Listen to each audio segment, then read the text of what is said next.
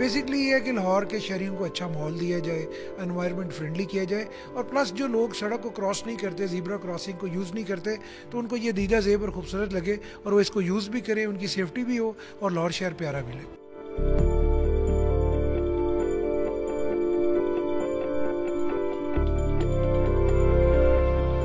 20 रोडों पे zebra crossing बना रहे हैं, इन्हें चाहिए कि सारे लाहौर की ना सड़कों पे ज़ेब्रा क्रॉसिंग बनाएं ताकि लोग इसे फॉलो करें और ट्रैफिक हादसा से हमें महफूज रखें। इसका काफ़ी फ़ायदा है, एक्सीडेंट में काफ़ी कमी आएगी और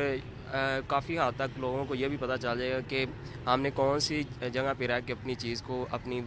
जो भी व्हीकल्स को चलाना है।